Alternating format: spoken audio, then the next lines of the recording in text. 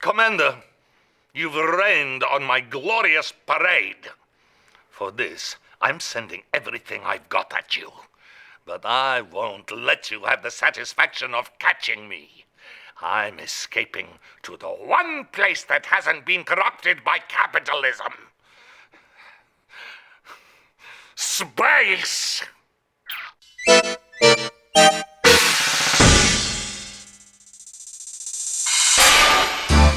Here's a quick history lesson for you.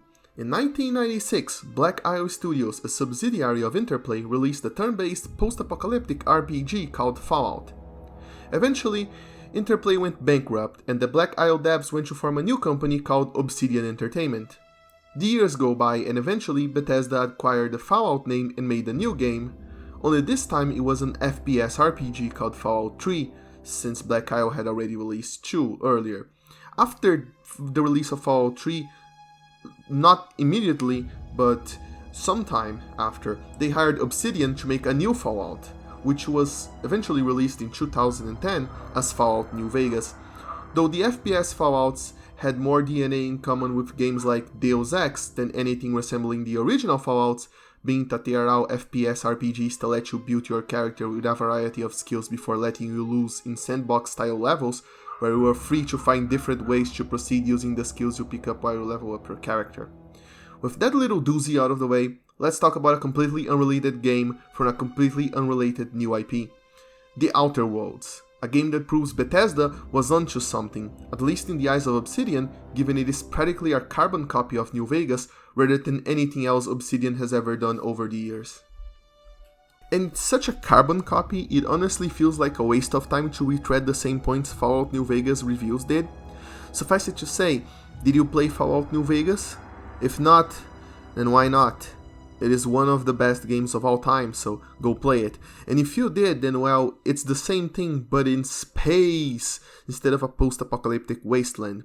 Not that I'm complaining, because the new worlds you get to explore in the Outer Worlds are gorgeous. Unlike Fallout, which was mostly browns and grays, the Outer Worlds use every single damn color you can think of in an attempt to create interesting landscapes to explore. And I'm happy to report that, at least on this front, it mostly succeeds. Other than the change of setting and color palette, there are also many improvements and quality of life changes made to the usual FPS RPG formula, if you can even say there is a formula in such a niche genre. The most notable one being the way skill points are initially distributed when leveling up. The game separates the skills in sets of trees, with each skill having a level cap of 100 points, but you can't level them up individually in the beginning. In the beginning, you can only level the entire set, at least until it reaches 50 points, at which point you will need to specialize into individual skills points. This is a very smart decision, especially for a game with as many options to approach problems as this one, as it initially allows you to level up your characters towards a general direction without having to commit to a specific build, plus allowing you to be basically competent at everything without being the best at everything, thus always allowing you some sort of way to see the game through to the end, regardless of your build. Another change from New Vegas is that, just like New Vegas, you can carry 2 companions with you at all times, but unlike New Vegas, in which companions only gave you a passive perk, in the Outer Worlds they also come with active perks you can activate whenever they aren't in cooldown mode, and when activated, the camera slows down while they bring in a bang. They have passive buffs too, of course, but let's just be honest, they are nowhere near as cool as the active skills. I see it there! And that's it for the good parts and the different from the New Vegas parts. Let's talk about the unfortunately bad parts. And the first one is quite a contentious issue and one that I don't agree with very much, but I do have to warn everyone about the game's length. I didn't do a completionist run, but I still managed to complete all of my companion side quests and a few others plus the main story in about 15 hours. And when it comes to variety of equipment and stuff, there is also the fact that wherever I went, I kept buying and looting new armor for better stats, but they were most of the time the same repeated sets of armor from the first couple of hours of the games, only with different colors. And what I'm trying to say is, I personally didn't mind this very much, but the lack of resources and the place where they had to cut edges are very clear Oh, corners. Cut corners. Why edges? Oh god.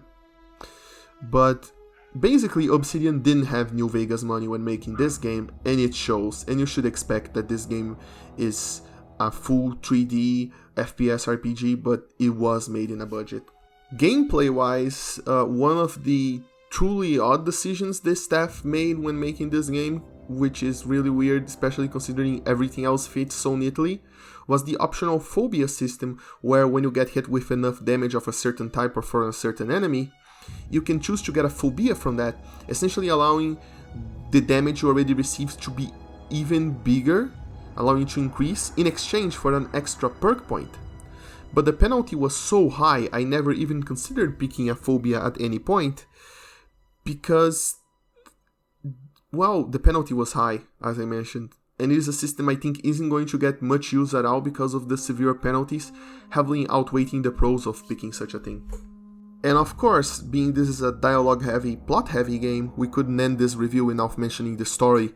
In fact, most reviews would have opened by saying that, but you know how things work around here by now, don't you? Anyway, you play as a colonist that got frozen in order to be transported from Earth to the colonies of Halcyon. Except your ship got lost along the way until a mad scientist defreezes you and gives you the task of finding a way to save your fellow popsicle colonists.